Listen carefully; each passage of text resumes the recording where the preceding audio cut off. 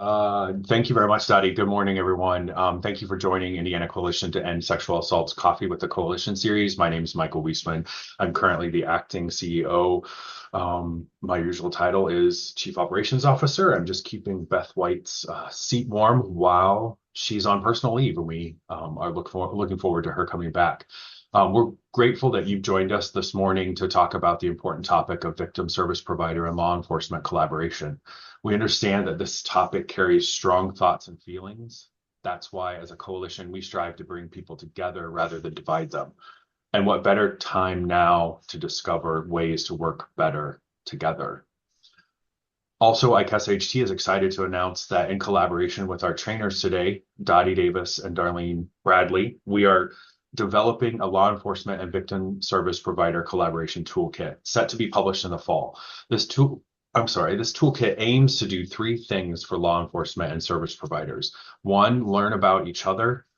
Two, when and how to engage with each other better in daily work. And three, learn how to build and strengthen our overall working relationships. As most of the people joining this morning are service providers or service provider adjacent, the training today will highlight some of the struggles we've heard from you, but we want to hear more. Please tell us the areas where you need help in engaging or building relationships with service providers or law enforcement. Also, please tell us where you found successes together. It's really important for that as well. We encourage your comments and questions during the training, either in the chat or you can unmute during discussion times. But you can also email your thoughts to info@icasaht.org, and we'll put that email in the chat. Again, that's info@icasaht.org. Thanks again for being here today and enjoy the training. Dottie and Darlene, take it over.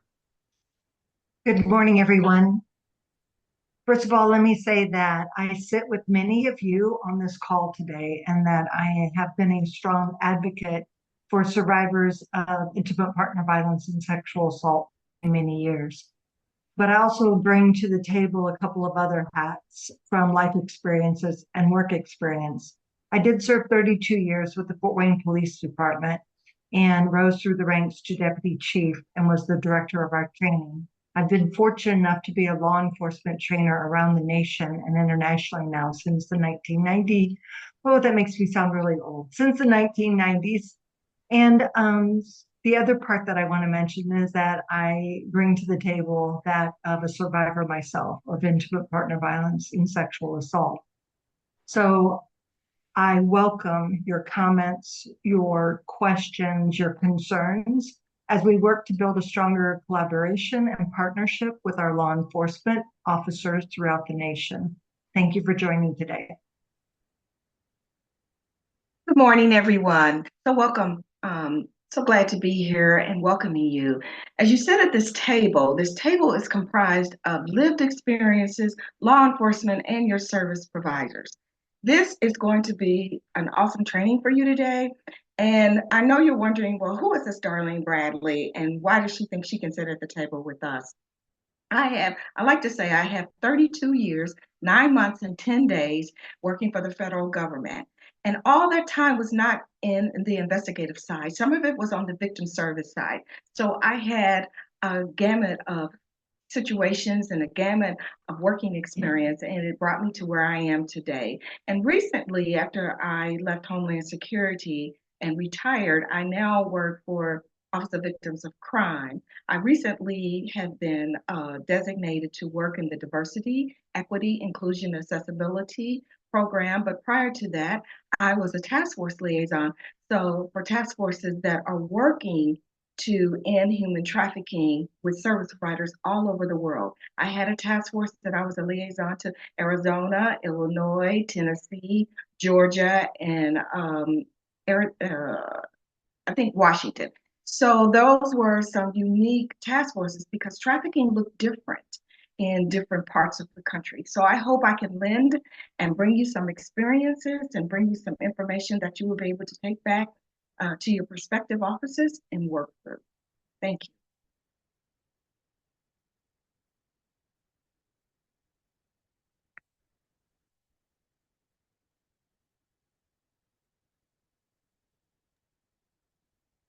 So we're going to be setting the stage for this conversation.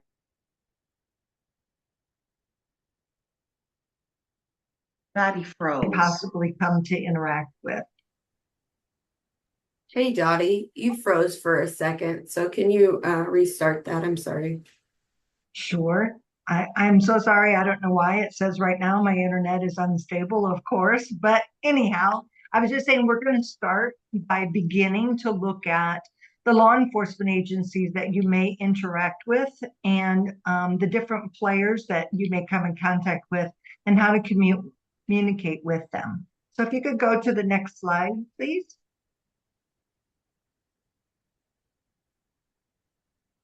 All right. So most likely, many of you will be dealing with a law enforcement agency from a municipal or city or town entity. Currently in the state of Indiana, we have 608 different law enforcement agencies. And on a slide in the future, we'll be talking about where some of those agencies are located and the makeup and size of them and their training. But to just begin with, most likely, many of you will be dealing with a patrol officer, or some counties call them patrolmen. I try to use non-gender specific language when dealing with law enforcement. But patrol officer would be the lowest level rank. And then from there, you would maybe deal with a sergeant up to a lieutenant to possibly a captain. And then it would go to deputy chief, chief, or assistant chief or chief.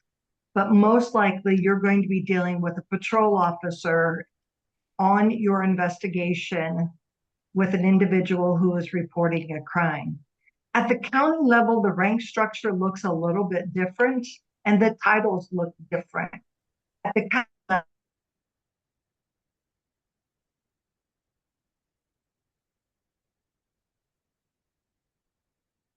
Mariah, would you like for me to go on? I think we're gonna just give Dottie a little time to reconnect. I'm not sure if Dottie, can you hear us right now? I can hear you fine. Am I frozen again? Yeah, if you actually would like hide your video, that might help with Okay. connectivity. All right. All right. Thank you, Mariah, for that little tip. I'm hopeful that it works.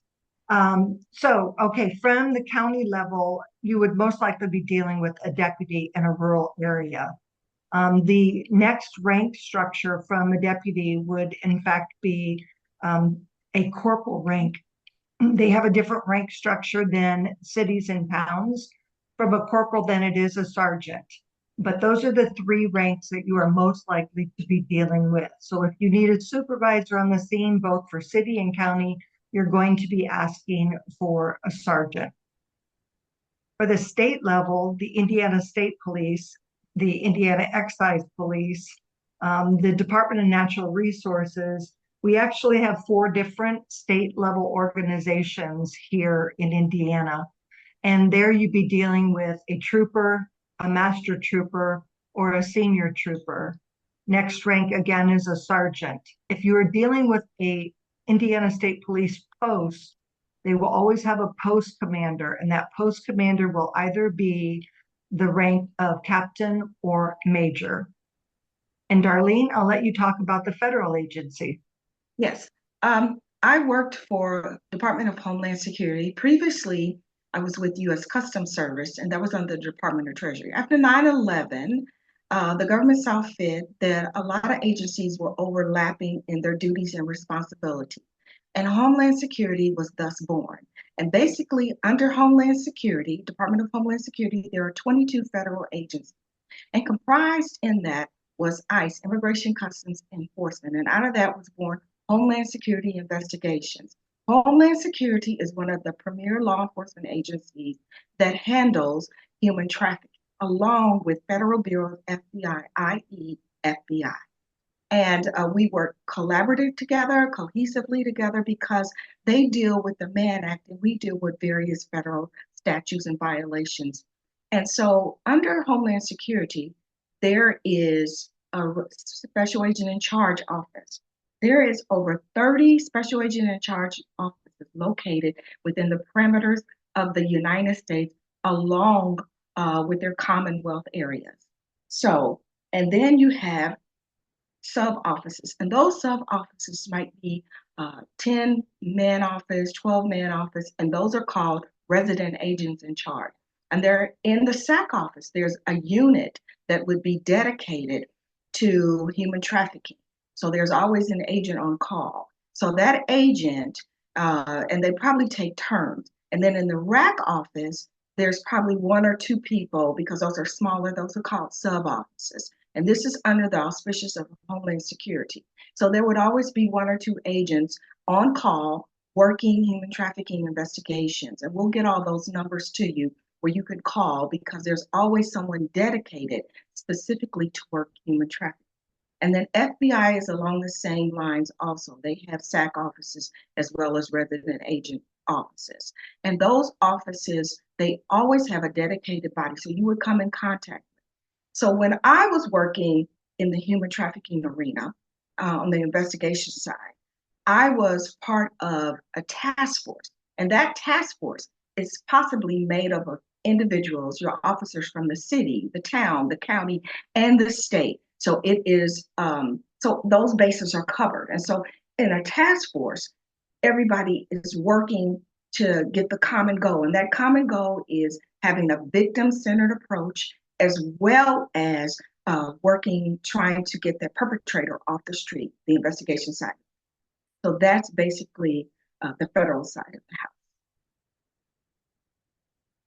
Mariah, you can go. So as we think about collaboration between our law enforcement partners and our service providers, we have provided on the screen ICAS-HT's current service map. I will paste a link to this in the chat for anyone who'd like to download it. We currently have 16 partnered rape crisis centers, which are depicted in the solid color blocks, and 5 sexual assault response programs that are the outlines shown on the screen. Together, those agencies cover 76 counties for our state. These agencies are all nonprofit organizations that meet Indiana's legal definition as a victim service organization, and we'll discuss that a little bit further in a moment. When you download our map, you'll be able to see the core services that you can find at all of the rape crisis centers.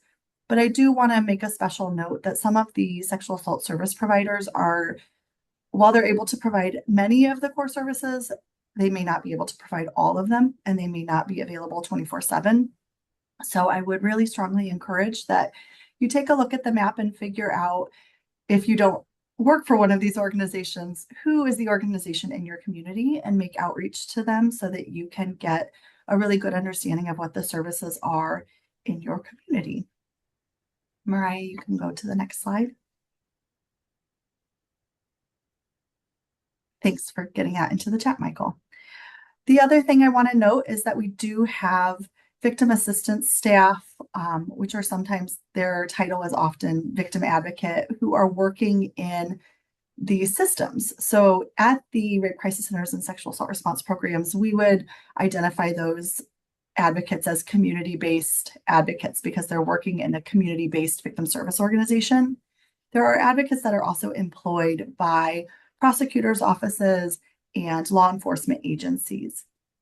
And because they are government employees and integrated into those systems, they can be wonderful partners for helping survivors get information about their case if they decide to engage with the criminal legal system. So that is a very valuable resource that we always want to make sure survivors are aware of. And we always want to make sure to note that there are some very important distinctions in our state around the way that privacy and confidentiality and the legal privilege that can be bestowed is impacted, not just by the work you're doing, but also by the place that you're employed. Systems-based advocates typically do not qualify for that privilege because they are government employees. We did a recent training on confidentiality that goes into great detail, so I'm going to post a link to that in the chat as well. But it's just really important that we note that in Indiana, the term victim advocate is important, as well as the location where services are provided. Specifically, that the privilege and confidentiality, the privilege does not it does not extend to those who are government employees and working in law enforcement or prosecutors' offices. I will turn it over to Dottie and Darlene. Thank you. Thank you. And regardless whether or not you are community-based or system-based advocate, as we are working throughout the state of Indiana to adopt lethality assessment screening with law enforcement and other first responders, including hospital personnel, sexual assault treatment center nurses, we want to make sure that everyone understands that lethality screen, that tool, is in fact discoverable by the defense attorney. So to make sure that our victims understand if a screen has been produced, that it is a matter of record, it is in the law enforcement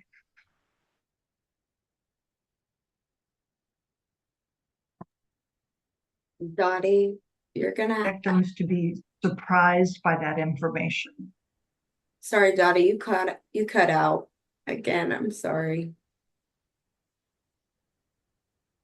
I was just saying that we don't want our victims, our survivors, to be surprised by that information when it comes time for pretrial hearing or for the trial itself, that tool, that they have answered those questions of a law enforcement officer, of a nurse, of a forensic nurse examiner, that they understand it will be discoverable and defense attorneys can bring it up in court. I will say this, from my experience in testifying in cases around the country, it has been 0 times thus far that I have had a defense attorney that wanted to bring it into evidence. It's usually the prosecutor's office that brings it in, because it does show the propensity for a homicide in the future if we don't deal with the person causing harm and hold them accountable. So that's just a little word of advice I wanted to let people know today.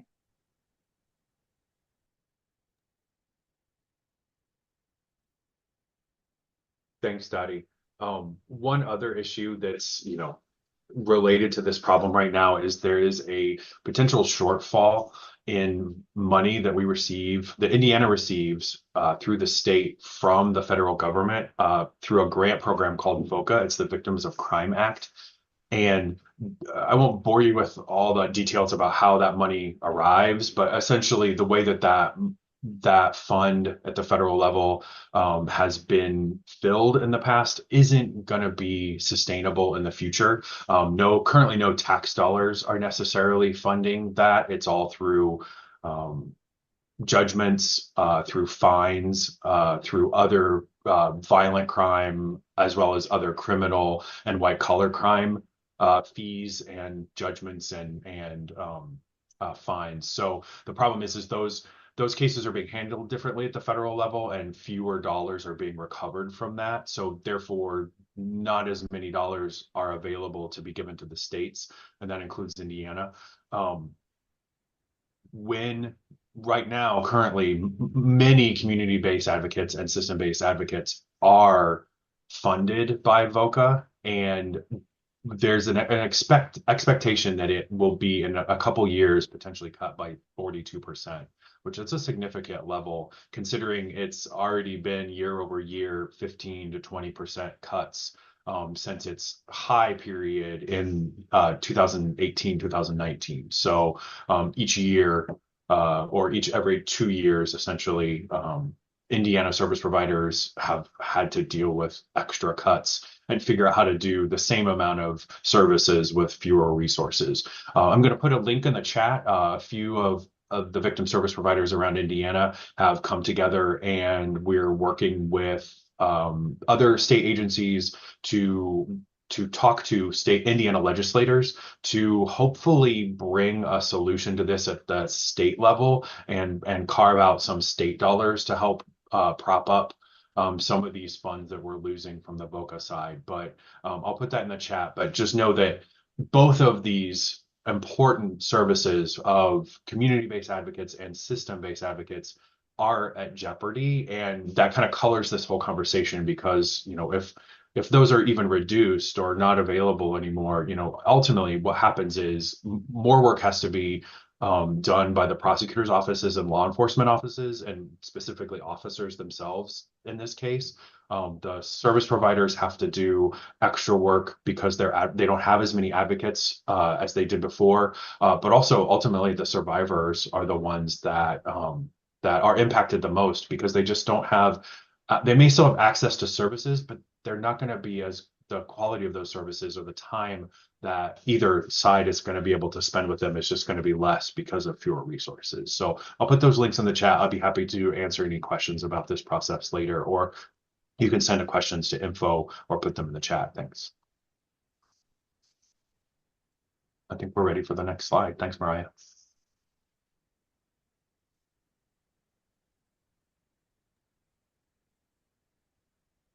The Sexual Assault Response Team, or SARTs, are a multidisciplinary team built to provide a consistent, coordinated, competent, and compassionate response to sexual assault. So SARTs are made up of 4 core members, which include prosecutors, law enforcement, sexual assault sexual assault nurse examiners, and community-based advocates. So these disciplines are not the only ones that are allowed at a SART, and it is not limited to these 4 members. Anyone that is able to provide a service or response to survivors of sexual assault are allowed to join the SART. Currently, the landscape in Indiana is that we have 52 SARTs covering 67 counties.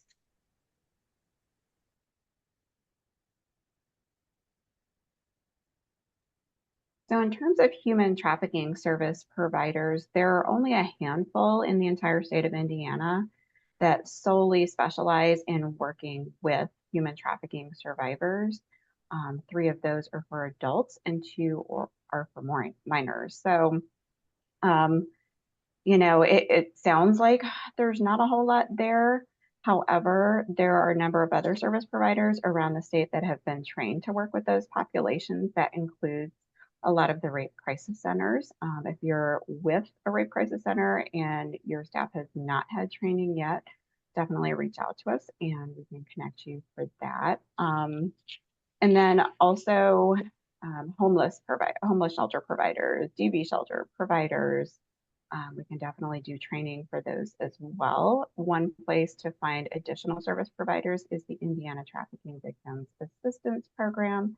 They have a network that they work with throughout the state to connect youth up to 24 with services. And so I'm going to put their website in the chat if you want to look them up. And if I don't have that right, you can definitely Google them as well. It comes up pretty quickly. And so we're constantly working to train more providers. The biggest gap we have is in housing currently, but we have expanded quite a few services just in the past several years. And I think it's extremely important that our law enforcement officers know of these resources. That is one of the disconnects that we have, is that they're not even aware because they haven't formed partnerships with you all to know that these resources exist. So the more information you could get to them with the more contact information, hours of service, and what service is actually provided, the better it will be for our survivors here in the state.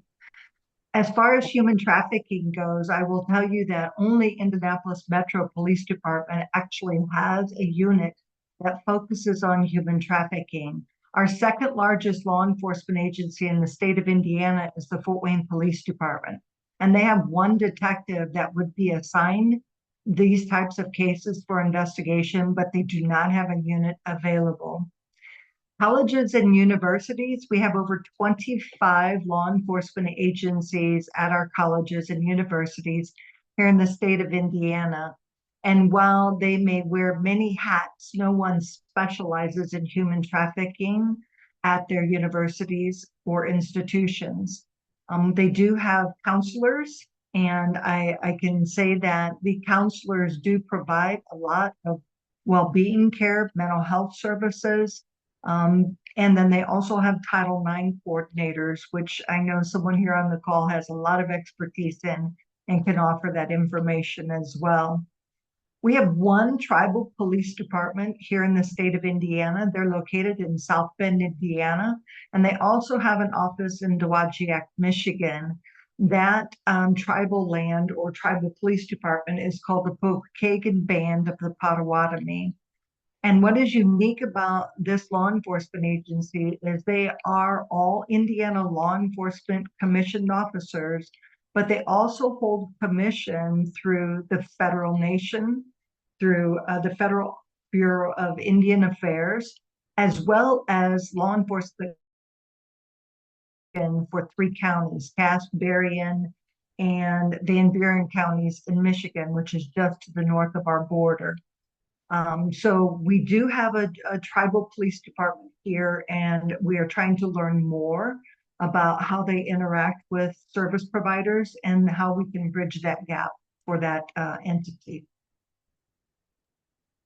One more note before we move on from this slide with the college and universities.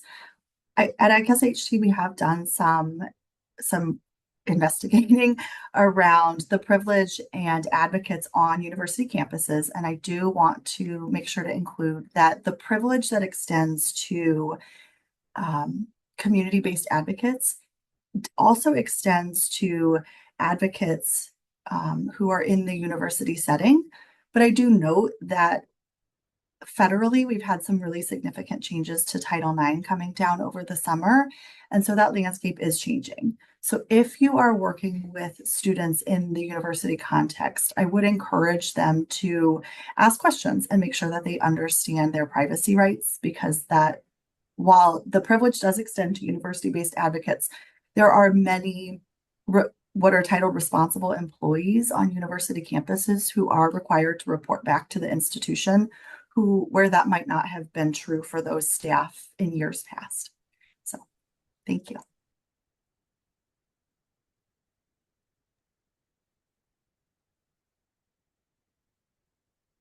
All right, now for some numbers, but some pretty important information for you all doing this work. We have 433 city and town law enforcement agencies here in the state of Indiana, with the average size of those agencies being 25 officers or less. We have 91 sheriff's department. And I know you're probably saying, wait, we have 92 counties. That's because Indianapolis Metro is actually Marion County, and Indianapolis Police Department can join together. So they represent a city agency or a municipal law enforcement agency. What is unique about this information? Why do you need to know this? Well, we know that 85% or more, depending on whose data you look at, of those who report crimes involving sexual assault, domestic violence, are generally women who are reporting. And 88% of our police officers in this nation do not look like Darlene and I. They are men. And so that one factor right there, that means that we have to give the right language and training to our law enforcement officers so they feel better equipped and more comfortable asking questions about is that 60% will not report. All right, so it says my internet is unstable again. Can you all hear me? Somebody give me a thumbs up. Yeah, Okay. Darlene, thanks. If you could just start your discussion of the statistics part again, like just right when you started to say what the statistics were, that's when you cut out. Oh my goodness. I am so terribly sorry, folks. All right, so statistically, we know that here in the state of Indiana, the majority of our law enforcement agencies are 25 officers or fewer. And 88% of those police officers in the nation, and that includes Indiana, our numbers are actually a little bit more. 88% of the police officers in the nation are males. And if the majority of our victims who are reporting are women, then we have to provide our law enforcement officers the right language and the right training so that they feel comfortable being able to take the reports using a trauma-informed lens and making sure that we are actually capturing all of those felony assaults and victimizations that are occurring in our state.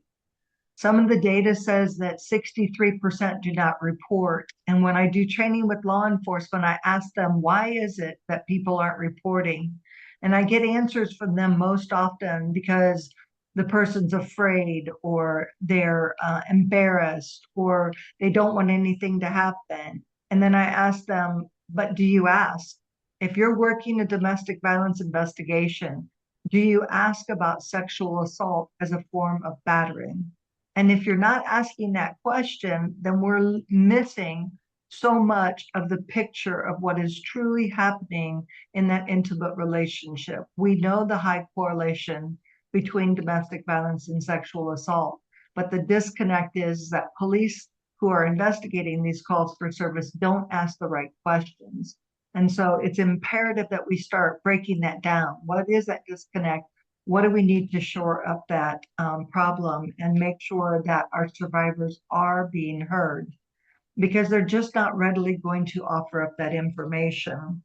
So again, the majority of our agencies, 608 here in our state, are very small, less than 25 officers. Our two largest agency, of course, is Indianapolis Metro with almost 1,600 officers and Fort Wayne Police Department with almost 500. But we have in this state nearly 17,000 law enforcement officers who represent very small local police departments or rural areas. So if we look at the type of training that the officers doing a little bit of research and talking with some of the sexual assault response trainers that I work with around the state, we know that our officers are receiving approximately 3.5 hours of training on sexual assault. Human trafficking, about an hour. Domestic violence, 4. Does that seem like an adequate number? The problem is nowhere in the state of Indiana's statute for training does it delineate how many hours must be provided. Matter of fact, the domestic violence statute says that officers have to receive training annually, but it puts no teeth to the law. It does not say how many hours or what that training looks like.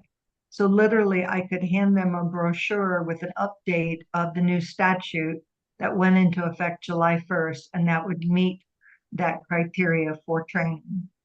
So I think we can do better. And I think the answer is right on this call with people who have the expertise and the knowledge of the agencies that you're working with to come alongside and provide additional training, especially if there's food and it's free. Those two F words, those are good things when it comes to law enforcement training and getting them engaged.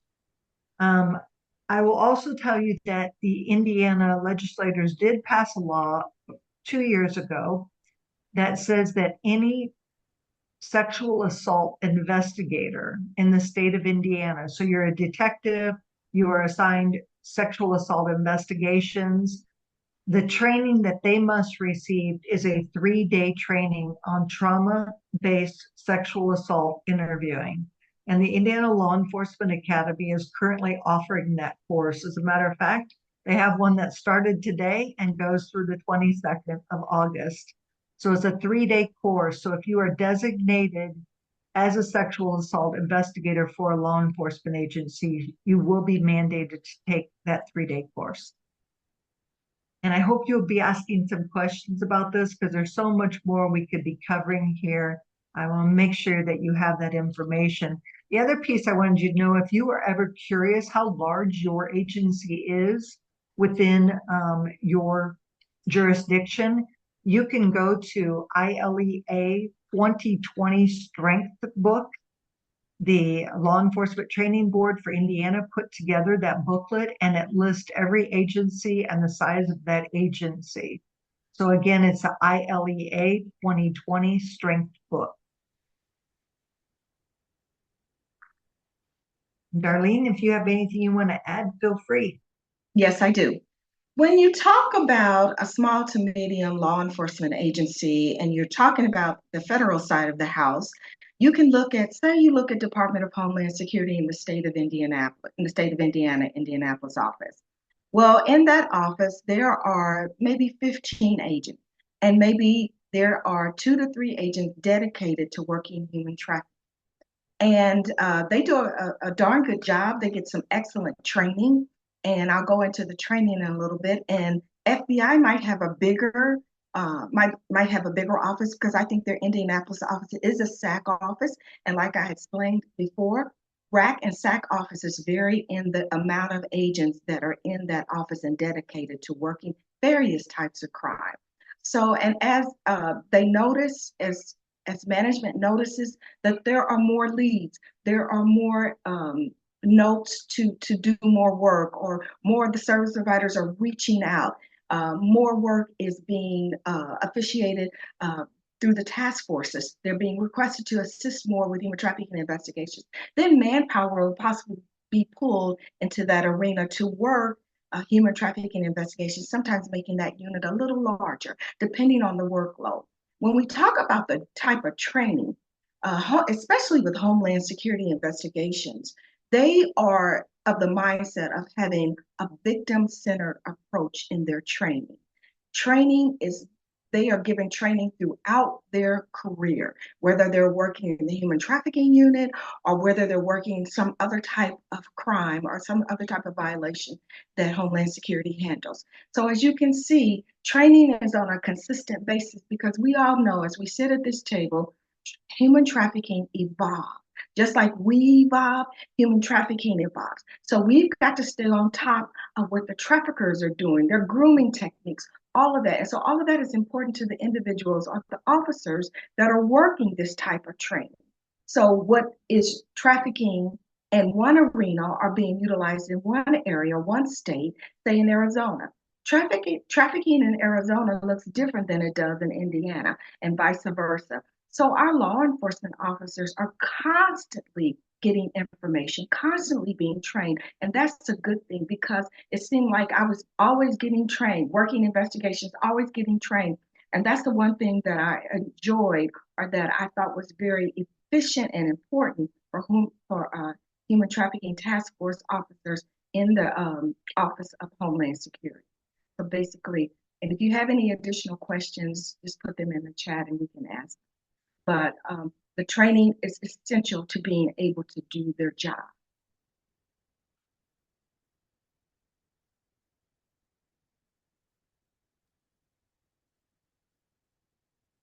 So as a trainer for fair and impartial, quite a bit of work on implicit bias with law enforcement officers. And in the training that we do, we provide 3x5 cards and we ask them to respond with a blink response. If you've ever read Malcolm Gladwell's book, Blink, you'll understand that it is a quick, without thinking response to a situation. And so we ask them to give us a blink response to the word sexual assault, a word sexual assault victim, and their response without much hesitation and with lots of laughter is almost always liar.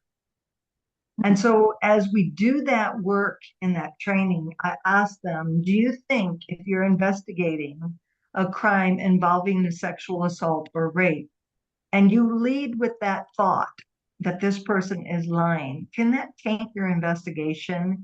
Could that make your investigation not as thorough? And we start to have some real conversations about how do we develop these bites? Where did this come from? And there's no one on this call today that doesn't have some biases, some preferences based on stereotypes, based on your training, based on life experience, based on education, based on where you were raised, based on religion, and so many other factors. And so it's imperative that we recognize that we do bring our own personal baggage to the table. And that can sometimes cause our investigations or our interactions with the survivor to not be very effective. As a trainer with law enforcement, I have the privilege to be able to talk about these very tough subjects and try to guide them to an aha moment that, in fact, even though they say they don't hold any ill feelings towards survivors, if they lead with that blink response, it can impact the outcome of their investigation. And then let's throw in language barriers. Cultural differences, not only is it that they may have different preferences, they may have different things that they practice, but they also may have a language barrier. Well, language is also important when it comes to age differences as well, because if you're working with a youth, your definition of what sex may be, or your definition of what an assault may be, can be totally different than the person that you are interviewing. As a matter of fact, I want to make sure that everyone is aware of the change in our rape statute as of July 1st of this year, and that now our language does include verbal refusal. So when force any longer in the state of Indiana, it can also identify as verbal no. If I say no and the person continues, that in fact meets the definition of rape in the state of Indiana. So I encourage you all to look at that statute change. We can put that information. I have it in one of my notes here, and I'll put it in the chat box so that you can look at that as well. Understand. Yes. I'm sorry. Before you go on, I wanted to go back to bias real quick. I just had something I wanted to say about that. I wanted to equate a small little scenario, and this is during training. Well, when I was being trained at the Law Enforcement Academy years ago, I was one of the few individuals that had never shot a gun, never seen a gun. I did not grow up with guns. Well, you can imagine in my training class, there were former sheriffs, there were former deputies, and all of them had prior handgun experience, rifle experience, shotgun experience. I did not. Well, one of the training officers said to me, "We like you most of all because you are starting from ground zero. You have no training whatsoever on a handgun. So we can teach you the proper way." They had biases because they had been trained from whatever county, from whatever sheriff's department, but I had none. And that's how they looked. So I wanted to share that to show you how sometimes when you come in with a clean slate, you can think about how this should be done properly.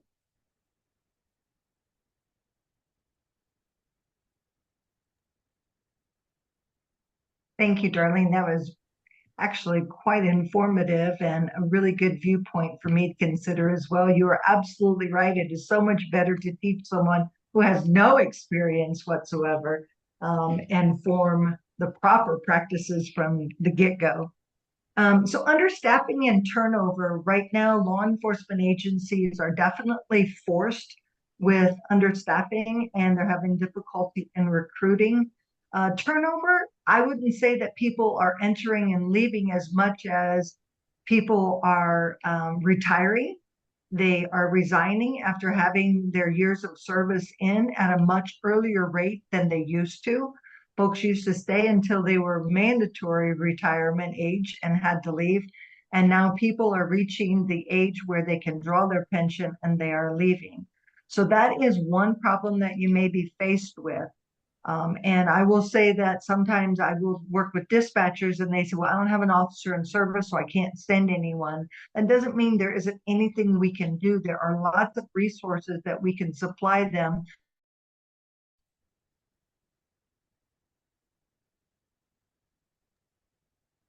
Dottie, you cut out after you said there are a lot of resources that we can supply them.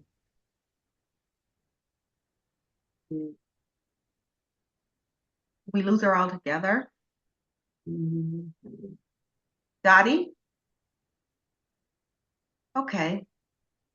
Force from another agency that can come in and assist because Hey, Dottie. We missed you after you said there's many resources we can provide them. That's when you cut out. I tell you what, I'm going to turn it over to Darlene. I'm going to go out and come back in one more time and see. Okay. Okay, perfect. Right. Thank you. Okay. Let's talk about going back to the limited training.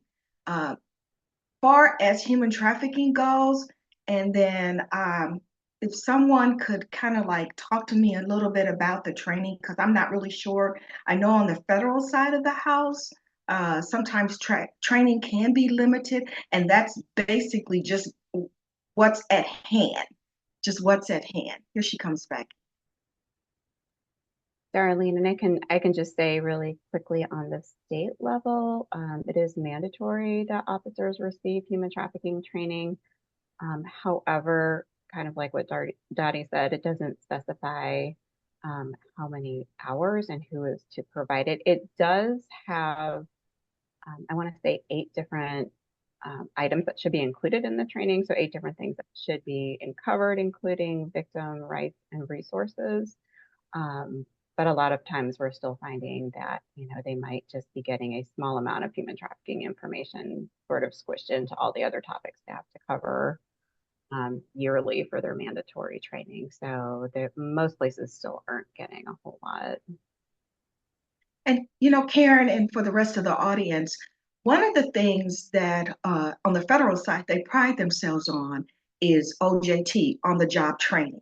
And that means you would be working with a more seasoned or a senior level agent as you do these type of investigations, as you're getting to know who's in your purview, as you're getting to know the service providers. Because we all know when you sit at the table, you cannot sit at the table and do this work by yourself. There needs to be the table of collaborative service providers, and you've got to work well together, because the final goal basically is making sure that, and for the purpose of Homeland Security, we always utilize the word victim. That does not mean that they stay a victim, but also we wanted to say that the victim is getting the services that they need right away. And that's something the training, it teaches you. You'll see all of that as you work with someone seasoned, as you work with someone that's on a senior level. But when you're down at the Law Enforcement Training Center, I believe the block of training might be either 8 or 16 hours. That's 1 or 2 days of training, because the purview of human trafficking comes with a lot of information that you need to focus in on, because this is something that we have been talking about human trafficking for over 20 years. And now we've gotten to the point where we kind of feel like we know what it is. We know how to investigate it. But now let's start to begin to talk about some solutions. And that needs to be input into the training also, not just on the federal side, but on the state side. Did Dottie get back in at all? I think they are still working on it. So while they are, I'll just say very quickly. Sorry to interrupt. I do see her in the participant list. Dottie, are you able to hear us? I admitted her. I did click admit. Thank you. I'm here. And first of all, I don't know I'm paying my Comcast bill, but I'm very embarrassed by this connectivity. And I apologize that I don't have any control over it. No problem, Dottie. And I just wanted to say really quick, and then I'm going to hand it back over to you. Darlene brought up a good point that recruits at the academy are getting more human trafficking training than other law enforcement officers around the state who are long outside of the academy. And so we do a lot to try and offer training to them. If you're with a law enforcement agency or you're working with one who needs the training, the Indiana Trafficking Victims Assistance Program, which I put the website link in the chat for, they actually have free training they do in partnership with the Indiana State Police. That's about 2 hours and really covers more than what most of would get otherwise. So just putting that out there and giving them a plug in case you want to connect anyone for that training. And I'm going to turn it back over to Dottie. Dottie, I think we're at funding.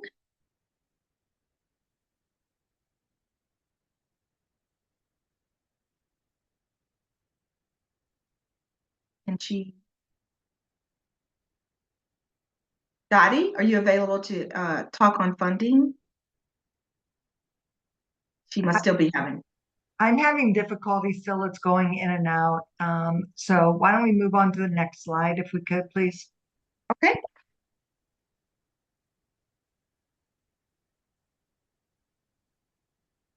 Right.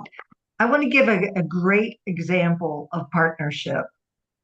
As a law enforcement officer, I can tell you that we are taught to take control of an investigation. We are taught to have command presence and to make sure that we control the scene.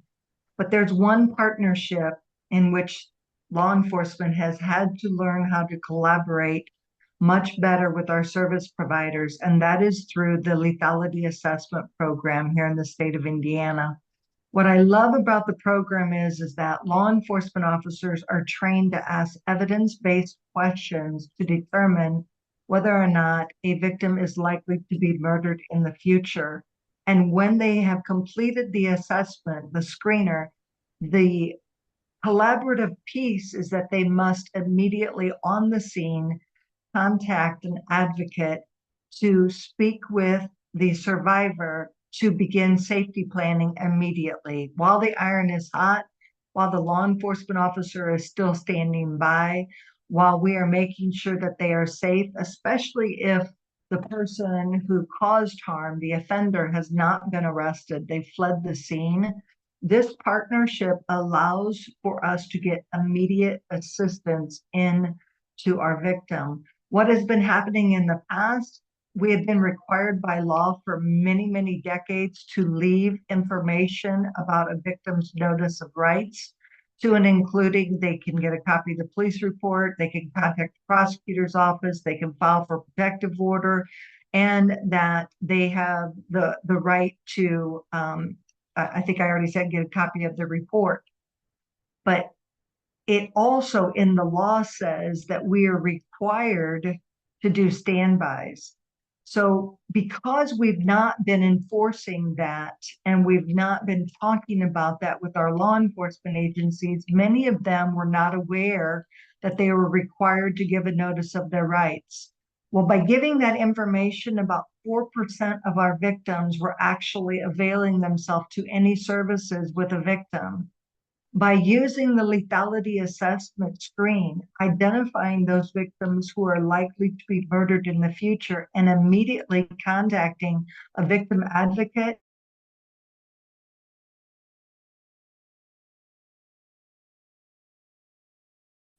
immediately. And I love the fact that we now have mobile advocacy teams because we only have 27 residential shelters in our state, but we have mobile advocacy teams that can go to the scene of an investigation and assist an officer immediately with the victim and their children. This is a wonderful partnership that is saving lives. I can say not anecdotally, but factually, what was happening with my law enforcement agency prior to implementing lethality and after stopping it. We went from about a 50% homicide rate due to intimate partner violence back in the 1990s to a 0 percentile family violence homicide rate 2 years after we implemented our pilot program with a lethality assessment program. And then that program got stopped. And when that got stopped, their homicide rate went back up to 27% as related to domestic violence. So this is a fabulous example of our advocates working closely with our law enforcement and our law enforcement understanding the value of someone who understands and knows safety planning. That's not my expertise, but it's you all's expertise. And so I know what the law is and I know what I have to do there, but I need you all to be able to work with our victims to make sure they get contemplation into possibly leaving and maybe getting into a safe and affordable housing. Dottie, just a quick question in the chat that Trisha Walt asked, and I think this is what she was asking, is whether victims have the option to decline a lethality assessment or are advocates called to respond regardless. So the victim always has the right to refuse a lethality screen. And how we train the officers is we tell them, look, just say, I have a few additional questions to ask you. And then they have the screening tool available on them, and they ask the 11 questions. The victim has the right to answer, refuse to answer, and the officer can continue to ask the questions based on the officer's gut feeling. Even if the victim does not screen in based on their responses, the officer has the right to look at the crime scene, to look at all the evidence that they have in front of them, maybe the children's reaction to what's going on, maybe even the victim's reaction, maybe the sign of injury, and still screen that person in as high risk of homicide, even if they didn't answer the questions, which means we would still make the phone call to the advocate so that they could speak with the victim to do some safety planning. That's a really good question. Thank you for asking that. May I speak on when you have foreign nationals and it is not a prerequisite for them to get their immigration status or assistance from victim service advocates. They do not have to be a part of the investigation. We would like them to, but sometimes that is not a prerequisite for them to get the assistance they need. I wanted to share that because a lot of times they are afraid, or they feel that it's for them helping us is contingent upon their getting their immigration status, and that is not the case. And that's a whole nother training because there are so many different visas that we could talk about. But I wanted to make sure that individuals knew that too. Thanks, Darlene. The other thing that I wanted to mention as it pertains to this is that I mentioned the mandate to prevent further violence. And that mandate says that law enforcement officers are required to do a standby. Some agencies call them removal of articles. And we are required by law, when a survivor calls 911 or the non-emergency number, and they ask that an officer come and stand by or be with them while they get clothing, school books for the children. Those are what we call immediate necessities. We're required to do a standby. That's the first part of that statute. The second part of the statute is we're required to provide transportation. And nowhere in the statute does it say only to shelter. It's to any safe place.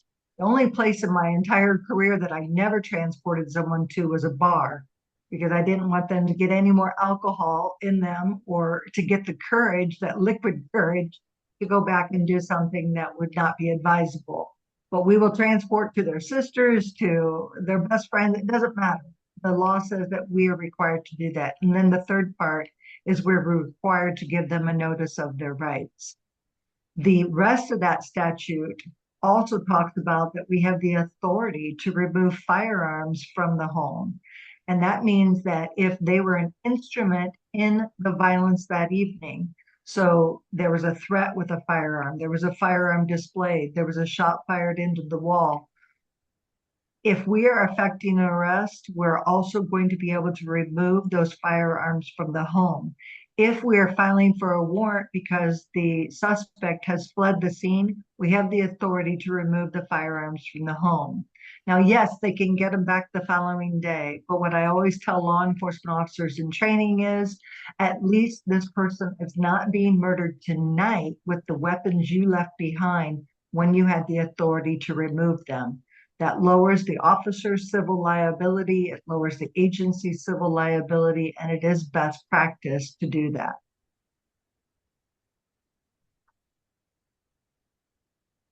Any questions on that? I see some stuff in the chat box. Yeah, we've got some questions in the chat. The first one is from Katrina May. What training is available for advocates? Kelly, do you want to tackle that one? Yes, I'm happy to. Thank you.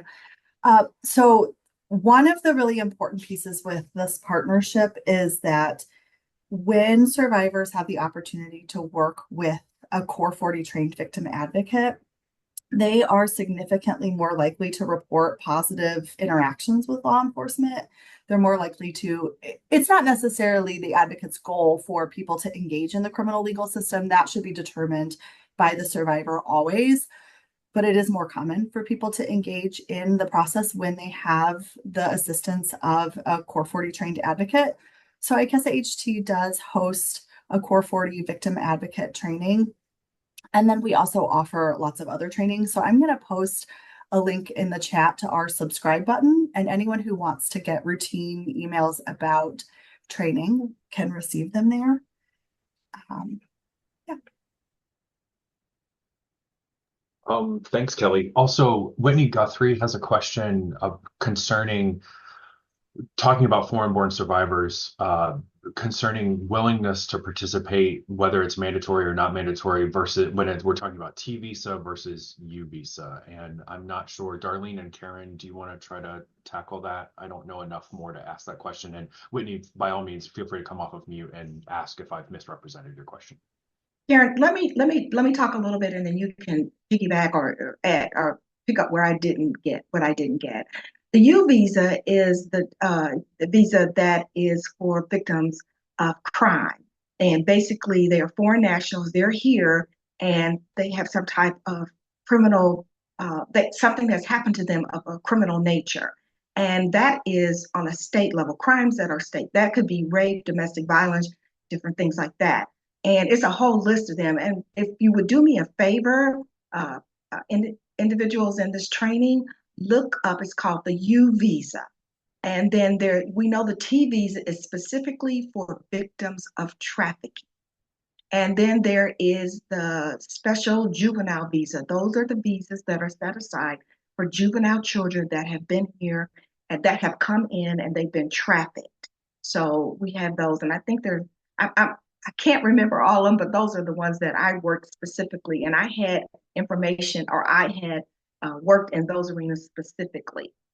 So I would just say, if I'm understanding your question correctly, Whitney, I believe they do for a T visa, they do have to participate and generally be cooperative with law enforcement. The interesting thing for T visas, there is a declaration of law enforcement officer form that can supplement their application to getting a T visa, which is not required by federal law, but in Indiana, our state law requires that law enforcement officers fill that out within a certain amount of time or give notice to the victim as to why they don't think they qualify for that. So, we try to make law enforcement aware that they should always be giving those to individuals when they come across them, but it's up to the individual if they want to cooperate and pursue the visa from there. Absolutely, you're right, Karen. And don't forget, when we come in contact with a foreign national that is alleged to be a victim, we start off with continued presence. And that can be because we want to give the foreign national a sense of a security while they're here and while we're working that investigation. I filled out T visas, I filled out and I assisted with continued presence. So that can be renewed. That's until while they're here, they have status, because we know it's against the law to be in the United States without status. So that continued presence helps them with status while they're here. Does that make sense? Yes, and also I would just add to that, because it's something that I learned fairly recently, it's helpful to explain to foreign nationals, maybe they're hesitant to cooperate with law enforcement. And again, like Kelly said, at the end of the day, it's always up to the survivor whether they do want to be a part of an investigation or not. But once they get that status through continued presence, they can get a work permit and yes. Also can potentially have family members from their home country brought here. And yes. So there's a number of benefits to them if they do cooperate. So just to point that out. And I do want to add, not everyone wants to stay in the United States. There have been some individuals that we have helped get back home to their foreign country. Not everyone, especially when we were working a big investigation and there were a lot of people and they were brought here under false pretenses. And so they did not want to stay. So we assisted them getting back to their foreign country, their home country. Thanks, Darlene and Karen, for clarifying that. Stephanie Adams has a question. I think Dottie raised this, that is the transportation only at the time that the officer responded to the crime, or does it include after, when a victim needs to retrieve belongings? Dottie, do you want to tackle that?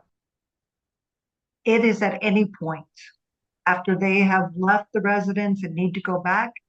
They just need to call 911 and ask for an officer to accompany them. And if they do not have an officer in service, our dispatchers are being trained that they should ask that person to go to a safe place where the officer, when there is one available, can meet them there. But we should not be advising people to go unaccompanied if there's a threat of violence.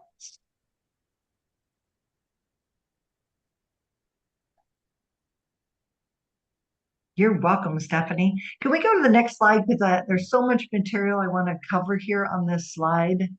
I bet every advocate on the call today is familiar with the power and control wheel. And I'd like to make this comparison. Whereas the power and control wheel has those two words in the center of the wheel, you see that a proper or best practice for collaboration is to have trust.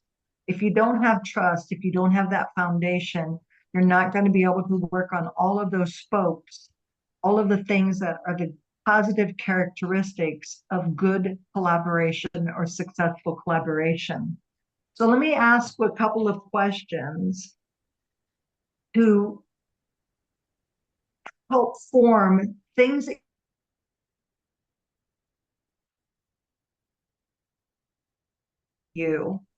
What perceptions do you have of each other? What perceptions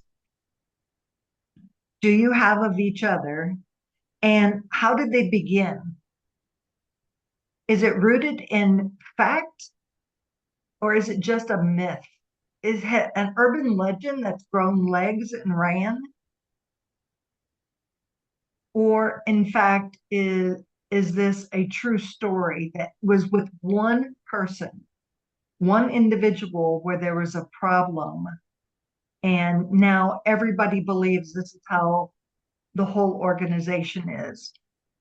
I'm sure one of us, I'm putting my hand up here, has painted an organization with one broad brushstroke because of a negative interaction. And so we have to ask that question first. And then the next thing is what do both of you want for survivors? What is the outcome that you want? And I think the one thing that both advocates and law enforcement want is they want safety. They want safety for all parties involved, including themselves. They want the victim to be safe, they want themselves to be safe, and they want the advocate who may be responding on mobile advocacy to be safe as well. And the other thing that I think they want is, and you want, is to hold the offender accountable.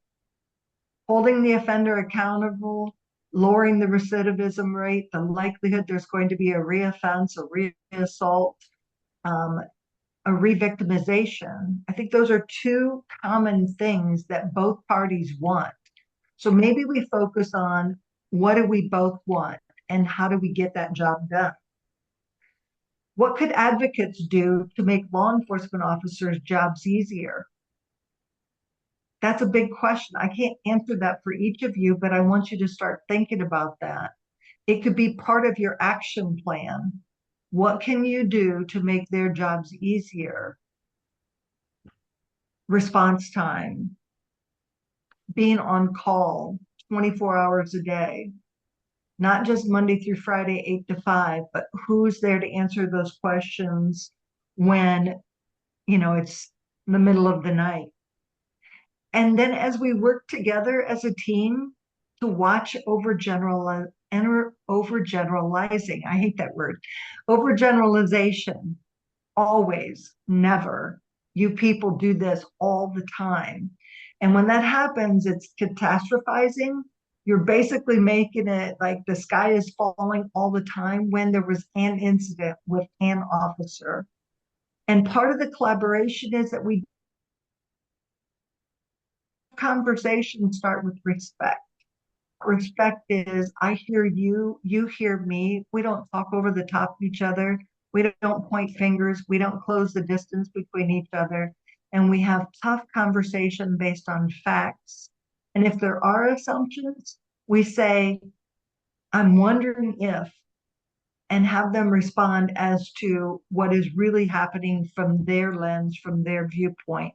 And then you get to share the same thing. That's what successful collaboration looks like. It also looks like finding community solutions to a big problem. One of the tools that we're using here in the state of Indiana is sequential intercept mapping. I just got done doing DeKalb and Noble County, and hopefully you all will be at the table when we come to your county. The National Alliance on Mental Illness has trained 25 different facilitators for sequential intercept mapping, and we are traveling from county to county to look at systems and how people with mental illness and people with substance use disorder are entering into the criminal justice system, and how we can keep people out of that system and provide them the resources they need so that they can be stable and that they can be productive, and that we don't have this revolving door of community issues. Both the workshops that I did recently, advocates were at the table and they offered so much insight and value to that 2-day work. I'm going to see. The other thing I would say is to build relationships before there's a critical incident. Don't wait for something bad to happen. Let's find out who is my contact person that advocates are most likely to come into contact with. And who am I supposed to report to on the police department if there is a problem, if there is a snafu? Sometimes I was just in a county recently doing training and they said the sheriff was totally unresponsive. But guess what? His right-hand person, the chief deputy, was right at the training in evening hours with the deputies. So with the line officers, that shows leadership. That's my go-to person. So figure out who that is and ask patrol officers what they need from you in order to do their job more effectively. I would say also, as you work through building this collaboration, have people at the table who don't just want to fill a seat. Have people at the table who are willing to use their voice for progress, not just to complain, but for progress. So set realistic goals, set timelines when they're going to happen, and for goodness sakes, please follow up. It does no good to do all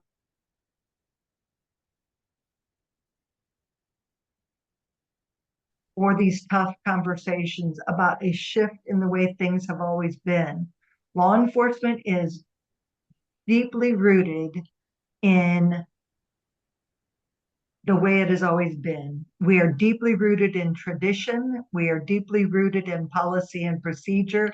So to make changes, it is not quick, it is not swift, it is quite bureaucratic. And I ask you to be there for the long haul because it will not happen overnight. And the last thing is focus on that centerpiece. We have to be trustworthy. If we say we're going to do something, we have to show up and we have to provide. And that goes both ways. Darlene, is there anything you want to add? Yes, a couple of things. First and foremost, as I looked at this wheel and as I was thinking about everything on this wheel, I looked at the teamwork strategy. I am such a big proponent of training. Training is essential.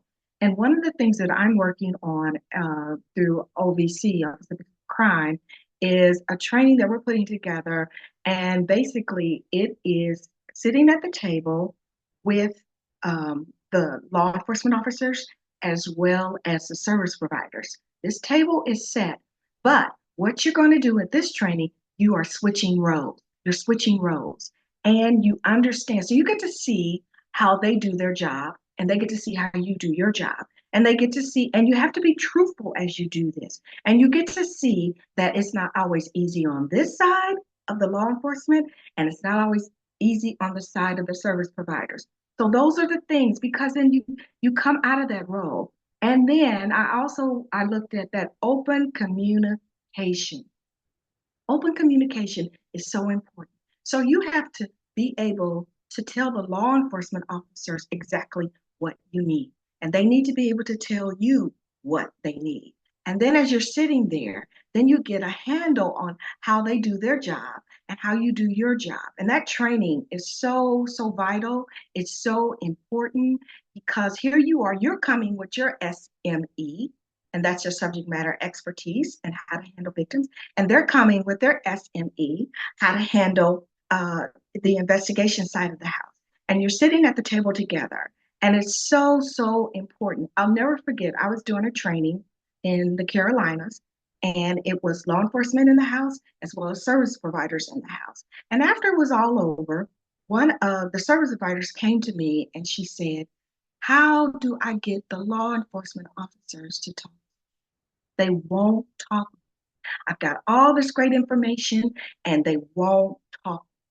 And I began just to talk to her a little bit about, first of all, and I had to tell her the truth about how law enforcement officers are trained. We are trained that when we walk in the room, we have this persona to us and say, okay, everything's fine. We're here now. We can handle it. Not so. We've got to get away from that. And I wanted to talk to her about, and it's not an overnight process. It is working together. It is talking. And sometimes you don't always get what you need, and sometimes you do. So working and thinking in the mindset, not that they're going to do it wrong, but we're going to do it together. So those are two of the things that I kind of like or feel that are very, very important as you sit at the table together and as you work together.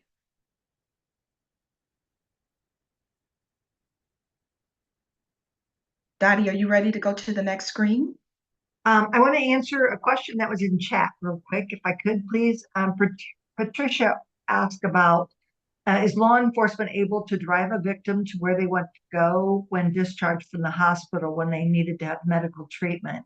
I wish I could give you a solid answer. It's really up to each jurisdiction. I would tell you that that would not be a call for service that Fort Wayne Police Department would respond to. They would most likely advise them they would have to call for a lift or a taxi, that we would not provide that. But some of the smaller counties, they may be willing to do so. I just cannot tell you 100%. It would not be traditionally a call that would be put in for dispatch, however. How'd you like that non-answer, Patricia?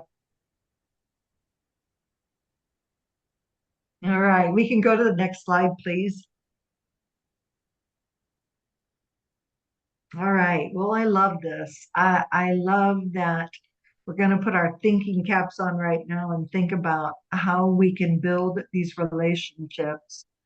I'm going to use an analogy that, or an example, I should say, that I use with schools. Rather than constantly looking for misbehavior, why don't we acknowledge positive behavior and when things are going well and congratulate people for their work and their effort? I remember as a supervisor that I used to write an attaboy or attagirl for an officer who was doing their job. They showed up, they looked sharp, they were responsive, they presented the agency well, they were trauma informed in dealing with the victim. They listened, they cared, they showed some empathy. I would write them an attaboy for their good work, not because they apprehend a burglary suspect or a robbery suspect, but for the small things, because the small things are truly what matter. When you are interacting with the public and you leave a positive impression, that's something to celebrate.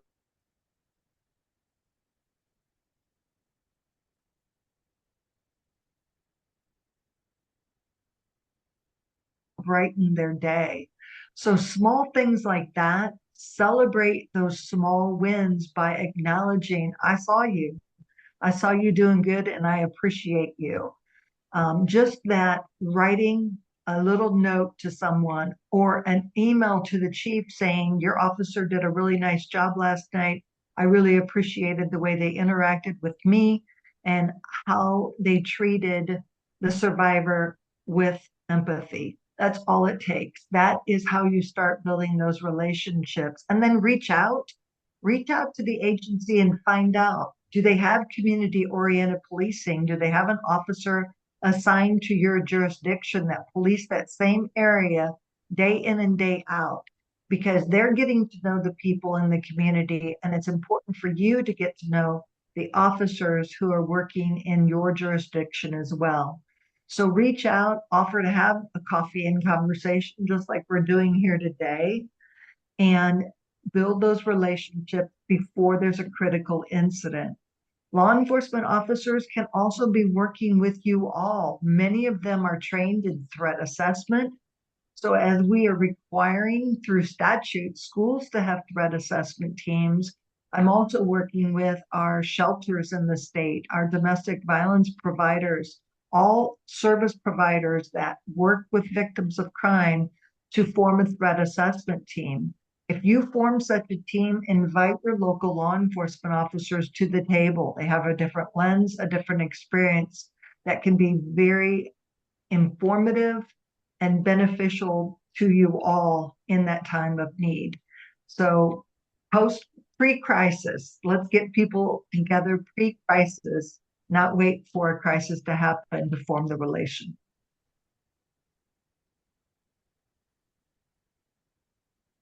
And I just wanted to add that when you sit at this table, this is such a unique table.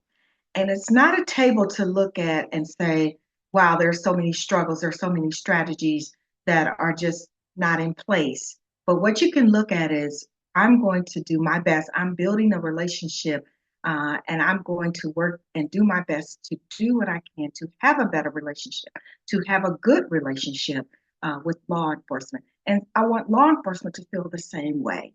So, because the one thing I always said that helped me when I was doing my job was in the office, I was in a resident agent in charge. So it wasn't a large SAC office. So the SAC offices had, they called them VACs, that was Victim Assistance Specialist. I took on the collateral duty of a VAC.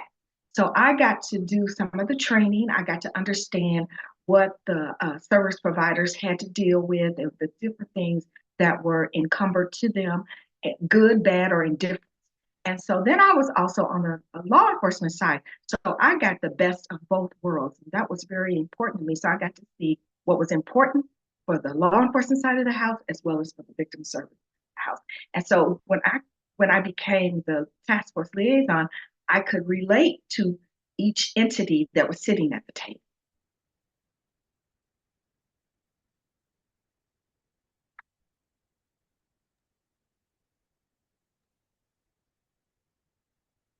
Well, I believe we are about 2 minutes from ending. Do we have any final questions or comments?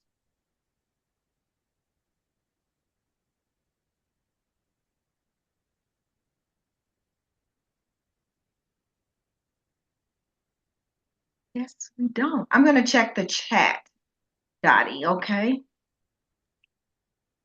While you're doing that, I'll just add one final comment then. Please don't hesitate to call law enforcement. I've recently been working with some shelters who have had abusers driving through the parking lot looking for their survivor, their partner, who may or may not be housed within, asking other clients if they are there. That's a call to 911. That is a definite threat to the establishment. Please do not wait. Please don't call 30 other people before you call 911, because apprehension is extremely important for the safety of that establishment.